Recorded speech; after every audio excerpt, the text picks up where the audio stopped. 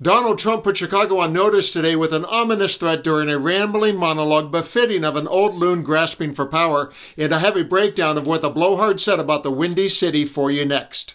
The scene was the Oval Office, where Trump was joined by a World Cup representative to talk about the World Cup. But of course our President's Cup always runneth over with many unfocused and odd surprises, and I've curated the horrible and miserable random thoughts for you next.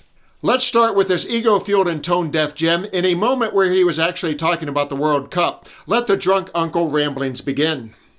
I'm delighted to welcome FIFA President Gianni Infantino back to the White House for a major announcement about one of the most anticipated competitions in all of sports. On December 5th of this year, the 2026 FIFA World Cup draw will take place at the Kennedy Center. Some people refer to it as the Trump Kennedy Center, but we're not prepared to do that quite yet, maybe in a week or so. But right here in Washington, D.C., it's a tremendous honor to bring the global event and this incredible group of people and these unbelievable athletes, the best athletes in the world, to the cultural center of our nation's capital. Two thoughts on what you just saw. One, people are not saying that except those around him who are paid to please him. And two, maybe he was joking and it fell flat. That is, except for the World Cup guy who indulged him. A week or so. Or he is serious. He did specify a week or so. The old idiot just might have a lever he can pull to rename the hallowed hall after himself. Crazy, right? But of course it wasn't the only crazy thing he said. Have a listen to this slurry of words filled with lots of pauses as he conflates facts with fiction in real time and bizarrely suggests the United States should be gifted part of a company, and then I'll have his threat against Chicago. One is about Intel. There have been reports that you're considering taking a stake in Intel. Can you tell us about the 10%? About the 10%. Yeah, I met a man. He was a very nice man, and I called for his removal because I saw something by a man named Tom Cotton, a senator from Arkansas. He's a great guy. Friend of mine, supporter of mine, big supporter. I'm a supporter of his too. And he wrote a pretty nasty story about the head of Intel. And I said, well, if that's right, he should resign. And he came in, he saw me, we talked for a while. I liked him a lot. I thought he was very good. I thought he was somewhat a victim, but you know, nobody's a total victim, I guess. And I said, you know what? I think the United States should be given 10% of Intel. And he said, I would consider that. I said, well, I'd like you to do that because Intel has been left behind, as you know, compared to Jensen and some of our friends, NVIDIA, some of the people and the people in, because Intel should have never been. Intel was the biggest, most powerful chip company in the world.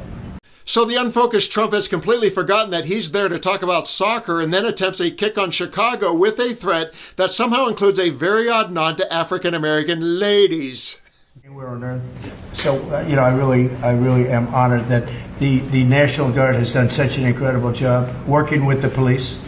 And we haven't had to bring in the regular military, which we're willing to do. We have to.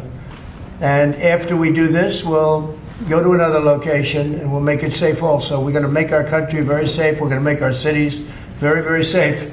Chicago's a mess. You have an incompetent mayor, grossly incompetent. And we'll straighten that one out probably next. That'll be our next one after this.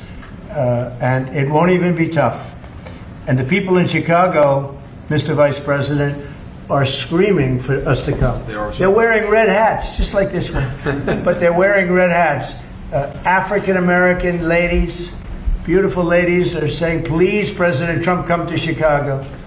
Please. I did great with the black vote, as you know, and they want something to happen. So I think Chicago will be our next, and then we'll help with New York. So let's put the African-American ladies' weirdness to the side and just focus on the threat to Chicago. How does he plan to insert the National Guard into Chicago where he doesn't have the unique powers he has in Washington, D.C.? The short answer is he can't. But Trump has never been one to let the Constitution, federalism, or basic legality get in the way of his authoritarian steamroller. And if he says he has a plan, believe him. What we are witnessing is a wannabe strongman actually being a strongman by destroying all the guardrails that his predecessors mostly respected the previous 240 years, all while Republican lawmakers betray us by not only allowing him, but enabling him. Chicago is just the second step in his march through our country and through our democracy, and we don't know where it ends or the enormous price that will be paid. I'm Dan. Thanks for watching. Please leave your thoughts with a comment below, and let's continue to occupy democracy together. I hate Occupy Democrats.